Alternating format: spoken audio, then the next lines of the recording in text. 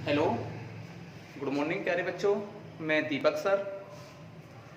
जैसा कि बेटा पिछले लेक्चर 3 में मैंने आपको पढ़ाया था प्रकृति में मूल कण, तो उनमें मैं आपको दो मूल कणों के बारे में बता चुका हूं, इलेक्ट्रॉन और पॉजिट्रॉन। अब तीसरा मूल कण है हमारा प्रोटॉन, नंबर 3। तो बेटा सबसे पहले मैं इनके बारे में प्रतीक चिन्ह बताता हूं। तो इसका प्रोटॉन का प्रतीक चिन्ह देखें। जनरली बेटा प्रोटॉन को 1p1 से रिप्रेजेंट करते हैं, 1p1 या 1h1। नाभिकीय अभिक्रियाओं में जनरली प्रोटॉन को अपन 1h1 से रिप्रेजेंट करते हैं। ऐसा क्यों? क्योंकि हम जानते हैं बेटा हाइड्रोजन नाभिक के 3 समस्थानिक होते हैं। हाइड्रोजन नाभिक के 3 समस्थानिक होते हैं।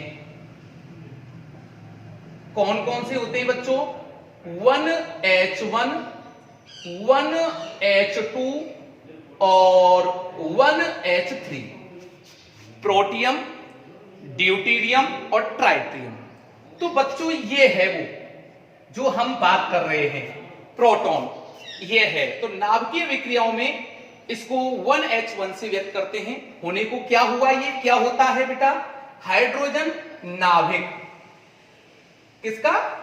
हाइड्रोजन नाभिक का समस्थानिक। राइट बात, ये इसका प्रतीक चिन्ह है। अब अपन बात करें कैसे सर? देखो बच्चों, परमाणु के बीच में इसमें देखो इसको कैसे रिप्रेजेंट करेंगे। ये नाभिक है, ठीक है ना? इसमें केवल एक प्रोटॉन होता है, न्यूट्रॉन नहीं होता। खाली केवल और केवल एक प्रोटॉन होता है। इसको इस प्रकार से रिप्रेजेंट करते हैं। अगर हम हाइड्रोजन परमाणु की बात करें, हाइड्रोजन परमाणु की बात करें, हाइड्रोजन परमाणु, तो बच्चों ये हाइड्रोजन परमाणु बना दिया मैंने, माना इसमें एक। अब देखो जब हाइड्रोजन परमाणु होगा तो बेटा इसमें कितने इलेक्ट्रॉन होंगे? एक इलेक्ट्रॉन होगा, ठीक है ना? लेकिन मुझे प्रोटॉन को इसको रिप्रेजेंट करना है इसके द्वारा, तो इस इलेक्ट्रॉन को मुझे बाहर निकालना पड़ेगा। माना कि एक ये इलेक्ट्रॉन मैंने बाहर निकाल दिया, एक इलेक्ट्रॉन की कमी हो गई, तो इसको मैं ऐसे भी दर्शा सकता हूं, H+ आयन। ध्यान रखना बच्चों, बार बार देखना इसको, वीडियो को है, समझ में आ जाएगी। बिल्कुल बेस है ये। आगे हम सेकंड फिजिक्स में मैं परमाणु भौतिकी और नाभिकीय भौतिकी पढ़ाऊंगा। जो चैप्टर हमारे 14 और 15 हैं उनमें ये काम आएंगे काफी सारे, इस चैप्टर में भी काम आएंगे, ठीक है ना बेटा? आवेश की बात करें, Qp से रिप्रेजेंट कर दें प्रोटॉन पर आवेश। कैसा होता है? पॉजिटिव धनावेश होता है, तो प्लस 1.6 इंटू 10⁻⁻19 कूलाम, इतना चार्ज हुआ। बात करें, दूसरा नाम बोलूं तो यूं भी कह सकता हूं, इलेक्ट्रॉन के आवेश के परिमाण के समान, इलेक्ट्रॉन के आवेश के परिमाण के समान, ठीक है ना? तब ये हो गया। अब द्रव्यमान की बात करें, द्रव्यमान Mt, प्रोटॉन का द्रव्यमान कितना होता है बेटा? 1.672 इंटू 10⁻⁻27 किलोग्राम। राइट बात? अच्छा, तीसरा ये प्रोटॉन हो गया। चौथा बेटा न्यूट्रॉन। बच्चों इसका प्रतीक चिन्ह बेटा नाभिकीय विक्रियाओं में न्यूट्रॉन को 0 n 1 से रिप्रेजेंट करते हैं, ठीक है ना। जर्नली इसको हम n से भी व्यक्त कर सकते हैं। समझ में आ रहा होगा, कोई दिक्कत वाली बात नहीं है। बेटा आवेश की बात करूं मैं, बताओ न्यूट्रॉन कैसा होता है बेटा? विद्युत उदासीन। कैसा होता है बेटा? विद्युत उदासीन। तो आवेश बोलो क्या होगा इस पर? 0। बेटा मैं द्रव्यमान की बात करूं, इस पर द्रव्यमान न्यूट्रॉन पर बेटा लगभग प्रोटॉन के द्रव्यमान के बराबर होता है, लगभग, लेकिन थोड़ा सा ज्यादा होता है। कितना होता है? 1.675 into 10 की पावर 27 किलोग्राम। इसको एक वो AMU में दर्शाएं इसको तो 1.0086 AMU, और इसका जो AMU में द्रव्यमान होता है वो होता है 1.0072 AMU, ठीक है ना। बहुत काम आएंगे आंकिक क्वेश्चनों में ये, राइट बात। नंबर 5 की बात करें अपन, ड्यूटेरियम।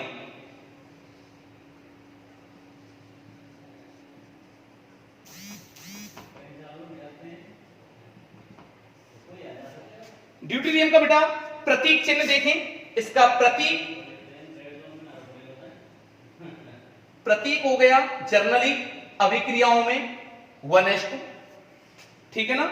ये तो जाना पहचाना सा सुना हुआ शब्द लग रहा है ना बच्चों। कैसे?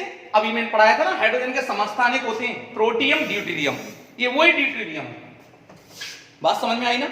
1s2। जर्नली इसे स्मॉल डी से दर्शाते हैं। जर्नली किसे दर्शाते हैं बच्चों? इसको स्मॉल डी से। अब देखो स्मॉल डी से। अच्छा अब बात आती है बच्चों इसके आवेश के बारे में। आवेश कितना होगा? अब देखो ये जो होता है ना, क्या है ये? क्या है ये? ड्यूटेरियम है ना। कौन से नाभिक का समस्थानिक है? हाइड्रोजन नाभिक का समस्थानिक है। नाभिक में कौन होता है खाली बेटा? प्रोटॉन और न्यूट्रॉन। तो यहां पे हम किसकी बात करें? हम कितने प्रोटॉन हैं? एक प्रोटॉन है होगा और एक न्यूट्रॉन होगा बेटा, ठीक है ना। तो न्यूट्रॉन तो उदासीन होता है, ठीक है, कोई आवेश नहीं होता। तो प्रोटॉन एक प्रोटॉन है तो उतना ही आवेश होगा जितना प्रोटॉन पर होता है। कितना आवेश है बेटा प्रोटॉन पर? इतना। तो यही आवेश यहां पर होगा, प्लस 1.6 इंटू 10 की पावर -19 कूलम, राइट बात। आवेश की बात आ गई। अब इसको मैं परमाणु में, एटम में दर्शाएं कैसे ड्यूटेरियम को? देखो बच्चों ये नाभिक है, इसमें एक प्रोटॉन और एक न्यूट्रॉन, राइट बात। ये हो गया, एक प्रोटॉन हो गया एक न्यूट्रॉन हो गया। इसको ऐसे इस प्रकार से दर्शाना है इसमें, ठीक है। अब इसके द्रव्यमान की बात आती है।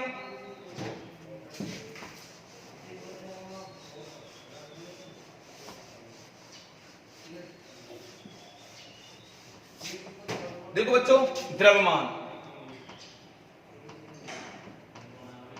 किसका? ड्यूट्रॉन का, Md। कितना द्रव्यमान? क्लियर है, 2। कितने? प्रोटॉन के द्रव्यमान का दोगुना, 2 आ रहा है ना ऊपर। अच्छा तो क्या हो जाएगा बेटा? 2mp इक्वल टू बेटा 2 गुणा प्रोटॉन का द्रव्यमान 1.67 इंटू 10 की पावर -27 किग्रा, ठीक है ना। अब इसके बाद आता है हमारा एल्फा कण, नंबर 6 एल्फा कण। इसको किस प्रकार से रिप्रेजेंट करते हैं? इसका प्रतीक चिन्ह देखें आप लोग। इसका प्रतीक चिन्ह 1H2, सॉरी एल्फा कण का प्रतीक चिन्ह 2He4। क्या होता है बच्चों? 2He4 ये होता है। तो क्या हुआ, ये किसका नाभिक हुआ, हीलियम का नाभिक।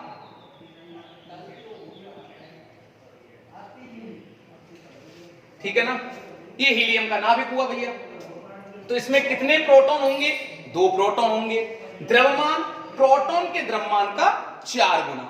अच्छा, इसको मैं कैसे दर्शाया जाए, देखो ये नाभिक है, नाभिक में कितने प्रोटॉन, 2 प्रोटॉन। कितने न्यूट्रॉन हुए बच्चों, 4 में से 2 गए तो कितना बचा, 2 न्यूट्रॉन हुए, 2 न्यूट्रॉन आ गए। राइट बात, कोई दिक्कत वाली बात नहीं है। अब देखो, अगर हम नाभिक की बात करें तो ये स्थिति हो गई। अगर हम परमाणु की बात करें तो कितने इसमें इलेक्ट्रॉन होंगे, 2 इलेक्ट्रॉन होंगे। इसमें 2 इलेक्ट्रॉन है। अब मैं लिख दूं हीलियम परमाणु। अब देखो हीलियम परमाणु, अब इससे मैंने माना ये इलेक्ट्रॉन मैंने दोनों को बाहर निकाल दिया, 2 इलेक्ट्रॉन मैंने बाहर निकाल दिए, ये निकल गए 2 इलेक्ट्रॉन। 2 इलेक्ट्रॉन निकल गए, 2 इलेक्ट्रॉनों की कमी आ गई, तो मैं इसको ऐसे भी लिख सकता हूं He+2। ठीक है ना, द्विआयनित हीलियम परमाणु। क्या नाम हो गया अब इसका, द्विआयनित हीलियम परमाणु। ये हो गया, क्या हो गया बच्चों इसका, द्विआयनित हीलियम परमाणु। ठीक है ना, दोबारा से समझ लो, अल्फा कण का प्रतीक 2He4, हीलियम नाभिक। ठीक है ना, हीलियम नाभिक होता है बच्चों, इस प्रकार से इसको दर्शा देंगे। तो हीलियम नाभिक होगा तो इसमें कितने प्रोटॉन बचे, 2 प्रोटॉन, और 4 में से 2 गए तो क्या बचा, 2 न्यूट्रॉन। ये दर्शा दिए, नाभिक हो गया। इसको मैं लिख दूं यहां नाभिक। अगर हम परमाणु की बात करें तो इसमें 2 इलेक्ट्रॉन और होंगे, 2 इलेक्ट्रॉन होंगे। अच्छा, लेकिन होता क्या है, ये हीलियम नाभिक होता है, हीलियम नाभिक होता है तो 2 इलेक्ट्रॉन निकालने पड़ेंगे। 2 इलेक्ट्रॉन बच्चों मैंने ये बाहर निकाल दिए, 2 इलेक्ट्रॉन बाहर निकाल दिए, तो इसको परमाणु के फॉर्म में बोलना है। ठीक है, तो क्या बोलूंगा इसको मैं, 2 इलेक्ट्रॉनों की कमी होगी तो द्विआयनित हीलियम परमाणु। ये विशेष काम आने वाली बातें हैं, ध्यान रखना है इनको। ठीक है ना, आगे बहुत काम आएंगी। अब इस पर हम आवेश की बात करें, आवेश देखें बच्चों, आवेश बेटा Q अल्फा इक्वल टू कितना आवेश हुआ, देखो प्रोटॉन के आवेश का दुगना, तो क्या लिख दूंगा मैं, +2E। E क्या है यहां, प्रोटॉन पर आवेश। ठीक है ना, equal to 2 into 1.6 into 10⁻⁻19 coulomb, इतना चार्ज हो गया। बेटा इसकी द्रव्यमान की बात की जाए, m अल्फा बराबर प्रोटॉन के द्रव्यमान का बच्चों 4 गुना। क्या लिख दूंगा इसको, 4 mp। क्या लिख दूंगा इसको, 4 mp। तो क्या हो गया, 4 इंटू प्रोटॉन का द्रव्यमान बताना 1.67 इंटू 10⁻⁻27 किलोग्राम। राइट बात, अल्फा कण हो गए। चलो सभी बच्चे नोट कर लें, इसको समझ में आ रहा होगा, जल्दी नोट करें, मैं मिटाऊंगा फिर।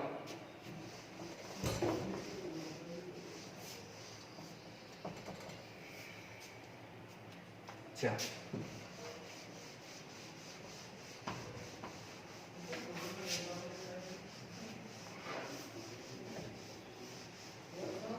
बेटा बीटा कण, बीटा कण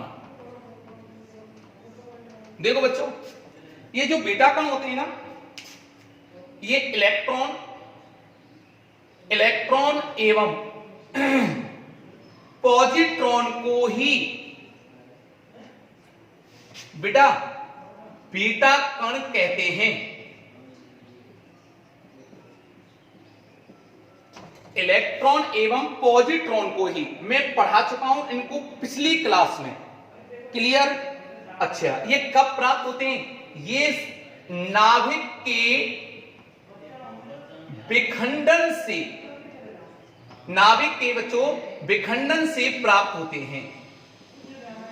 ध्यान रखना इसको, ठीक है ना।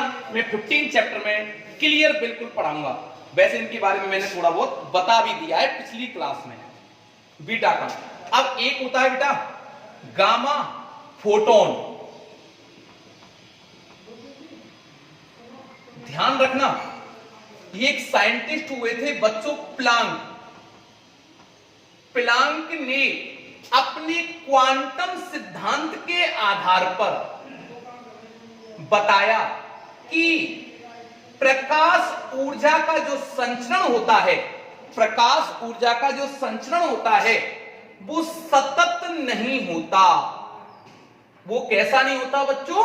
सतत नहीं होता। वो बेटा कैसा होता है? बंडल या पैकेटों के रूप में होता है। बंडल या पैकेटों के रूप में होता है, जिसे फोटोन कहते हैं। क्लियर बेटा? ये विद्युत उदासीन होता है। कैसा होता है? विद्युत उदासीन। जब ये विद्युत उदासीन होगा तो बताओ इस पर चार्ज कितना होगा?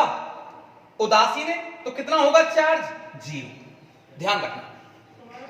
अच्छा, इसका जो विराम द्रव्यमान होता है, विराम द्रव्यमान, वो जब ये स्थिर रहता है, रेस्ट पर रहता है, तो इसका विराम द्रव्यमान 0।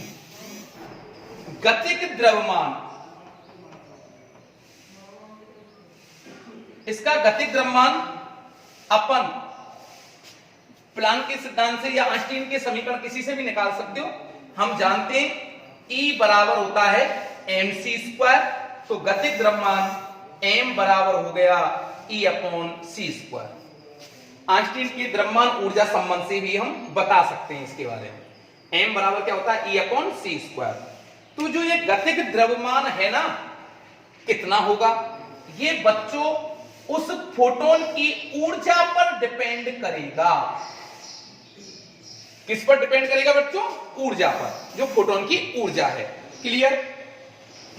अच्छा, इसके बाद हम बीटा कण, गामा फोटोन, ये क्लियर हो गए होंगे, कोई दिक्कत वाली बात नहीं है। अब देखो, एक और देख लो आप, जैसे कोई यूरेनियम नाभिक है 92,238, ये नाभिक है, ठीक है ना। इस पर कोई आपसे आवेश पूछे कि इस पर आवेश कितना होता है, द्रव्यमान कितना होता है, आसानी से बता सकते हैं, कोई प्रॉब्लम वाली बात नहीं है। नाभिक है, नाभिक में इलेक्ट्रॉन होते हैं क्या? नहीं, इलेक्ट्रॉन नहीं होते। कौन होता है? प्रोटॉन होते हैं और न्यूट्रॉन होता है। न्यूट्रॉन पर कोई आवेश होता नहीं है, उदासीन होता है। प्रोटॉन बचा, कितने प्रोटॉन बच्चों यहां पे? 92। तो आवेश देखो 92 E, ध्यान रखना, ठीक है ना। प्रोटॉन के आवेश का 92 गुना, ये आप निकाल सकते हो। द्रव्यमान की बात आवे, mu कितना? 200, अच्छा 238, तो क्या लिख देंगे? 238 mp। प्रोटॉन के द्रव्यमान का कितना गुना? 238 गुना। तो बच्चों 238 इंटू 1.67 इंटू 10 की पावर -27 किग्रा। राइट बात। ये मैंने प्रकृति में जो मूल कण हैं और जो हमारे सिलेबस में काम आएंगे उस सभी के बारे में मैंने बता दिया है आपको। इसको नोट कर लें ढंग से कॉपी में, आगे काम आने वाला है। अब बात करते हैं अगला टॉपिक नेक्स्ट, ये नोट कर लें आप सभी बच्चे।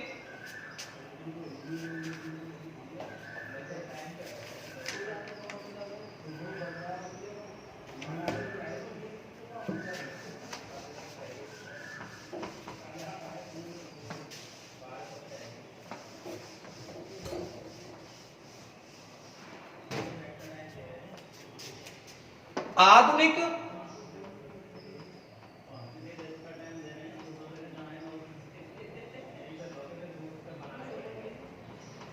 सिद्धांत के आधार पर घर्षण विद्युत की व्याख्या।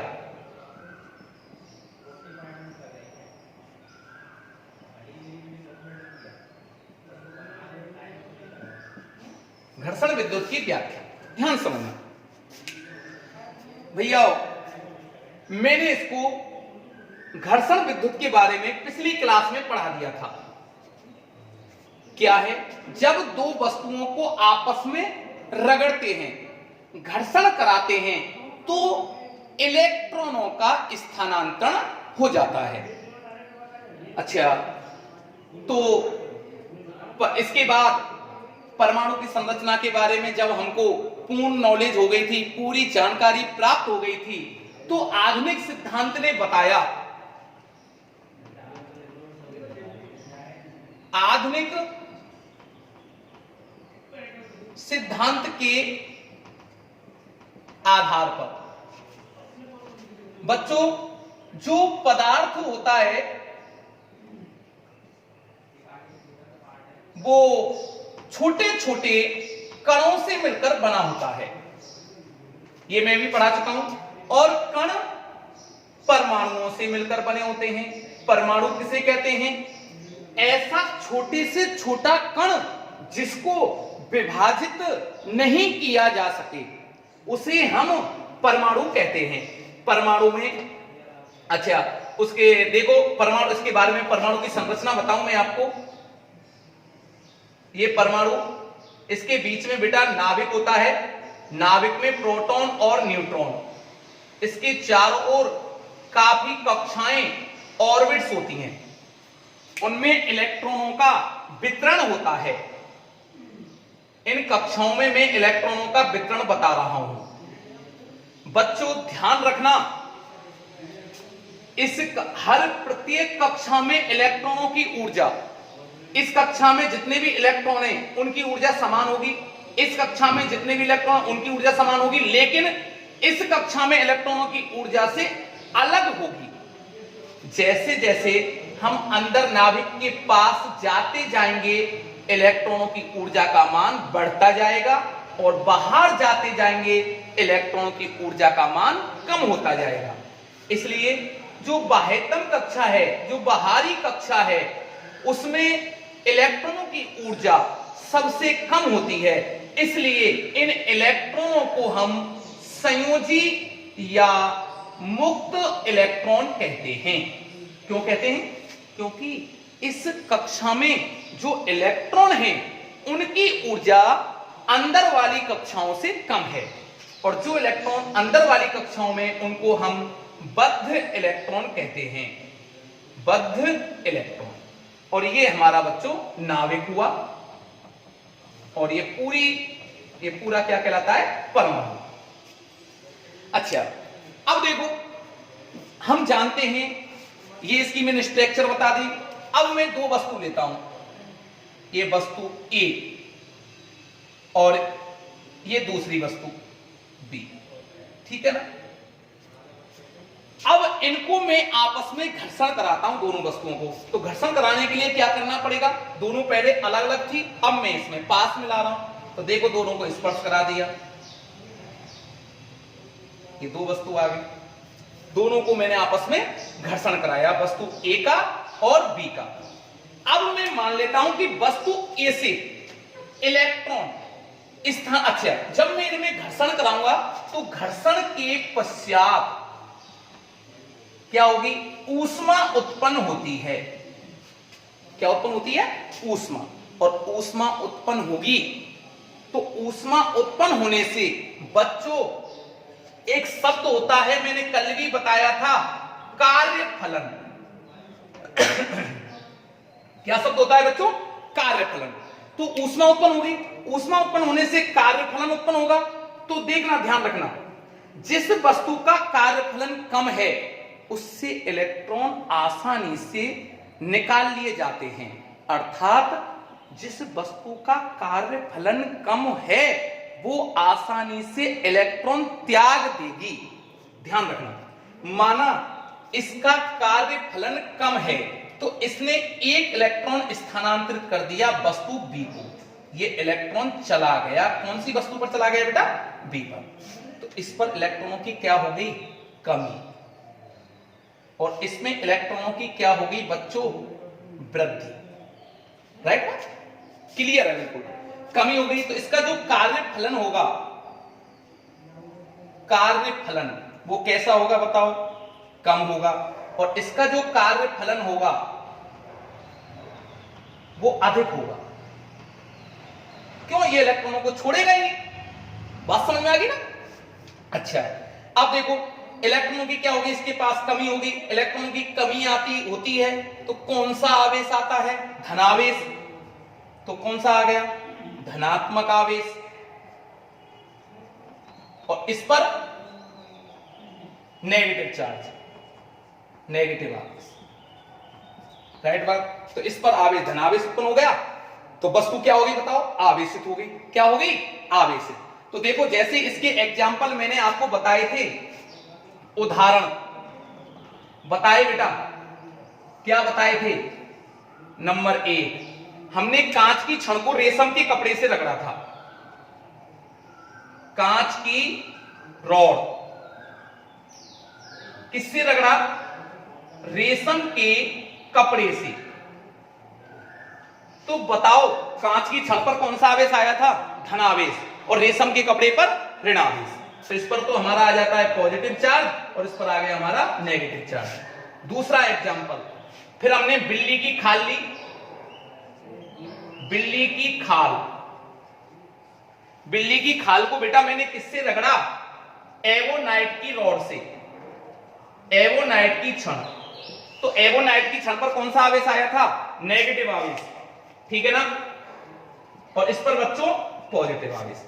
तो इस प्रकार से घर्षण विद्युत, मतलब घर्षण विद्युत का मतलब मैंने आपको समझा दिया था, इलेक्ट्रॉनों का स्थानांतरण, तो देखो इलेक्ट्रॉनों का स्थानांतरण हो जाता है, देखो ये हो गया, ठीक है ना। इस प्रकार से आधुनिक सिद्धांत के आधार पर हम घर्षण विद्युत की व्याख्या करते हैं, और इसके पश्चात हमारी वस्तुएं, इस व्याख्या के अंतर्गत हमारी वस्तुएं आवेशित हो जाती हैं, जैसा कि मैंने आपको बताया है।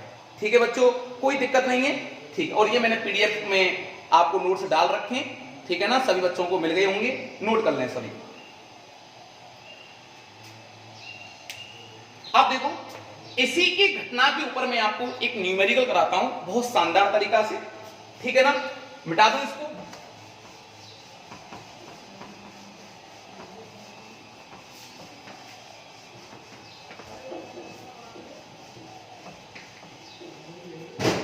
हाँ भाई, एक्स्ट्रा न्यूमेरिकल है आपका ये। देखो बच्चों, इसके बाद पहला दूसरा न्यूमेरिकल आप कर सकते हो, हालांकि मैं बता दूंगा, ठीक है ना। दो वस्तुओं, मैं लिख दे रहा हूं इसको, दो वस्तुओं ए व बी को आपस में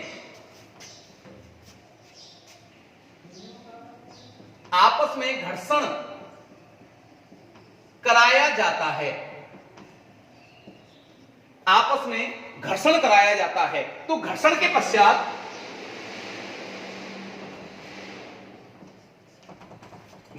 पश्चात आवेश एवं द्रव्यमान में परिवर्तन ज्ञात करें, परिवर्तन ज्ञात करें।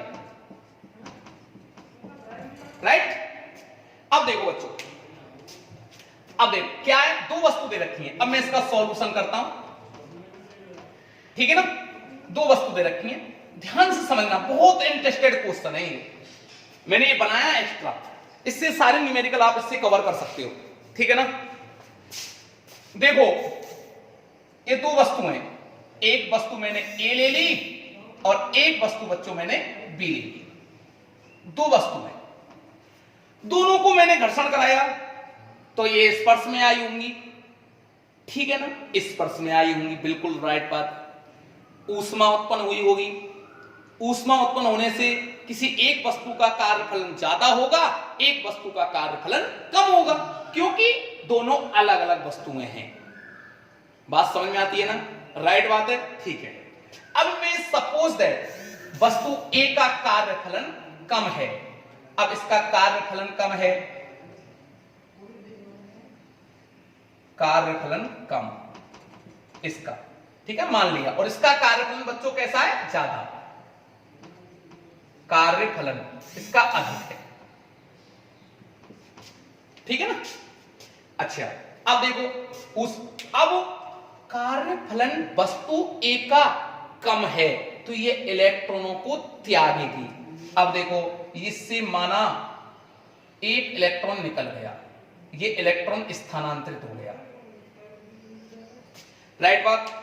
अब देखो, जब वस्तु ए से इस पर इलेक्ट्रॉन जाएगा तो इस पर कौन सा चार्ज उत्पन्न हो गया? Positive charge. और बच्चों इस पर कौन सा चार्ज उत्पन्न हो गया? नेगेटिव चार्ज, राइट बात। इसके द्रव्यमान में क्या होगी? कमी होगी। इसके द्रव्यमान में क्या होगी? वृद्धि। अच्छा, आवेश, इस पर धनावेश, इस पर ऋणावेश, तो ये तो पक्का हो गया कि आवेश में भी परिवर्तन होना है और द्रव्यमान में भी परिवर्तन होना है। तो होना कितना है वो मैं क्लियर कर रहा हूं। तो देखो, वस्तु ए पर उत्पन्न धनावेश तो क्या आएगा बच्चों? क्यू ए बराबर प्लस, अच्छा, कितना इलेक्ट्रॉन गए? एक इलेक्ट्रॉन। ध्यान रखना, एक इलेक्ट्रॉन जाने पर कितना आवेश होता है? एक इलेक्ट्रॉन पर 1.6 इंटू 10 की पावर माइनस 19 कूलम, ठीक है ना? द्रव्यमान कितना होता है? एमई बराबर 9.1 इंटू 10 की पावर माइनस 31 किलोग्राम। ये ध्यान रखना। जब एक इलेक्ट्रॉन जाता है, एक इलेक्ट्रॉन गया तो कितना आवेश आया? एक ई, राइट बात। लेकिन पक्का तो पता नहीं है कितने इलेक्ट्रॉन गए भैया। तो अब क्या करेंगे? माना कि मेरे n इलेक्ट्रॉन जाते हो तो किसका गुणा हो जाएगा? n का। सीधी सी बात है, किसका मल्टीप्लाई हो जाएगा? n का। n की। क्लियर? ठीक है। अब देखो, इसी प्रकार वस्तु बी पर उत्पन्न आवेश, अच्छा, कौन सा आवेश? ऋणावेश।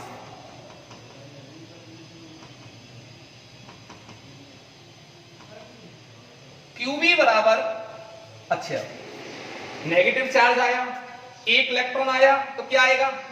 एक ही। एन इलेक्ट्रॉन आए, एन।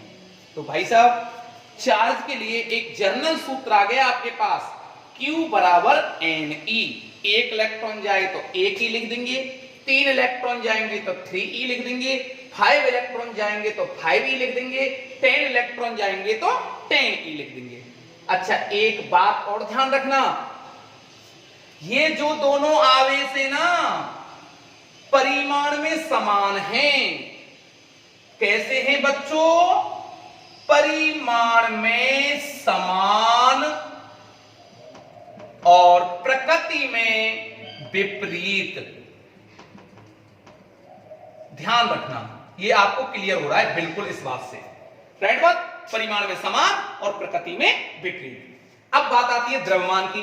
तो देखो, पॉजिटिव चार्ज द्रव्यमान में क्या हुई होगी? कमी। तो वस्तु ए के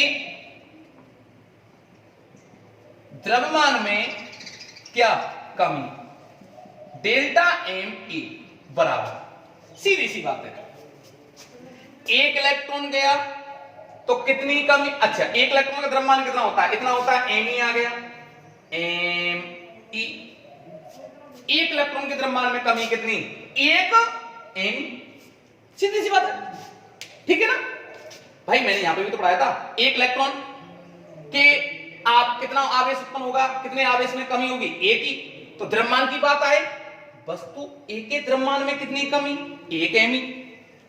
एन इलेक्ट्रॉन आए तो एन इलेक्ट्रॉनों के द्रव्यमान में कमी क्या लिख देंगे, Na।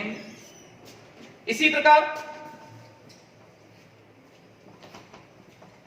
प्रकार वस्तु B के द्रव्यमान में वृद्धि, डेल्टा एमपी बराबर, देखो भैया क्या आएगा बताओ, एमई। अच्छा कितने इलेक्ट्रॉन, यहां से एन इलेक्ट्रॉन गए तो एन इलेक्ट्रॉन नहीं पहुंचेंगे, कितनी आ गई, बात समझ में आती है ना बेटा। तो देखो आवेश के बारे में गणना कर ली, द्रव्यमान के बारे में गणना कर ली। अब आपका कैसा भी न्यूमेरिकल हो, इनके आधार पर आप आसानी से कर सकते हो। ठीक है बच्चों, कोई दिक्कत वाली बात नहीं है। अब देखो इस आवेशन की क्रिया में देखा होगा आपने कि द्रव्यमान में परिवर्तन होता है। तो देखो हम लिख सकते हैं इस आवेशन की क्रिया में द्रव्यमान में परिवर्तन होता है, ये ध्यान रखना। क्लियर भैया, नोट कर लें आप। इसके बाद मैं एक न्यूमेरिकल कराता हूं अभी, ये एक्स्ट्रा न्यूमेरिकल है, शानदार न्यूमेरिकल है, सारे कॉन्सेप्ट क्लियर हो गए हमारे। मिटा दूं,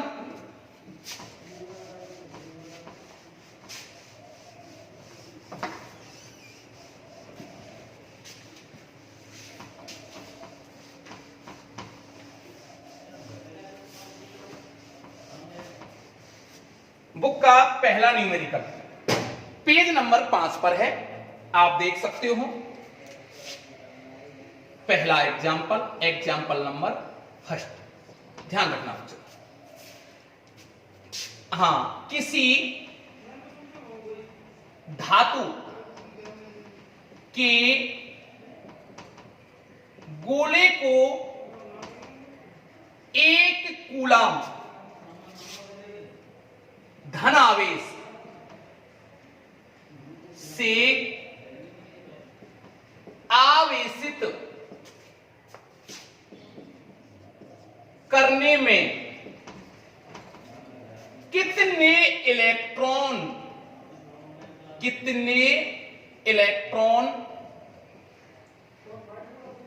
निकालने पड़ेंगे। ध्यान रखना भैया, पहला एग्जाम्पल बुक का आपकी का, किसी धातु के गोले को 1 कूलाम धनावेश से आवेशित करने में कितने इलेक्ट्रॉन निकालने पड़ेंगे। क्लियर। अब देखो सबसे पहले आप यहां पर देखो कितना क्या दे रखा है। सबसे पहले न्यूमेरिकल करने का तरीका होता है बच्चों, क्या दे रखा है, दिया है आवेश दे रखा है बच्चों, तो Q इक्वल टू 1 कूलाम। क्या पूछ रहा है, कितने इलेक्ट्रॉन निकालने पड़ेंगे, संख्या है, N पूछ रहा है। क्या पूछ रहा है बच्चों, N। क्या दे रखा है, आवेश। अच्छा एक बात और ध्यान रखना, 1 कूलाम धनावेश निकाले हैं, 1 कूलाम धनावेश से आवेशित। अच्छा 1 कूलाम धनावेश से क्या किया है, धनावेश से आवेशित किया है, तो इलेक्ट्रॉनों की क्या हुई होगी बताओ, कमी। भाई 1 कूलाम धनावेश से आवेशित कर रहे हैं, धनावेश आया है ना, तो इलेक्ट्रॉनों की क्या होगी, सीधी सी बात है, कमी होगी भैया। ठीक है, तो हमारे पास तो फॉर्मूला है, क्या है सर, Q दे रखा है, N पूछ रहा है, तो अभी भी पढ़ा था ना हमने, Q बराबर धनावेश है तो कौन सा आवेश आ जाएगा, प्लस Ne, राइट बात। तो क्या पूछ रहा है, N, तो N बराबर क्या हो गया, Q अपॉन E। Q पर 1, Q का मान 1 दे रखा है, E का मान 1.6 इंटू 10 की पावर माइनस 19 कूलम। तो देखो इसको सॉल्व करता हूं, ये ऊपर पावर गई तो 6.025 इंटू 10 की पावर 18 इलेक्ट्रॉन। इतने इलेक्ट्रॉन आपको निकालने पड़े होंगे, और जब इतने इलेक्ट्रॉन निकलेंगे तो सीधी सी बात है, धन आवेश तो आएगा। ठीक है ना, ये नोट कर लें आप। ठीक है ना बच्चों, तो इसके बारे में आप ध्यान रखना। ये आज मैंने जो ये लेक्चर दिया है आपको, इसको ढंग से रिवाइज कर लें आप, ठीक है ना। इसका पीडीएफ में थोड़े समय में डाल दूंगा आपको, टेंशन ना लें। कोई भी समझ में कोई प्रॉब्लम आ रही हो तो मुझे आप बता दें व्हाट्सएप नंबर पे, पर्सनल मेरा नंबर है आपको बता रखा है, और लिख लें आप मेरा नंबर 9649221408 भाई दीपक सर।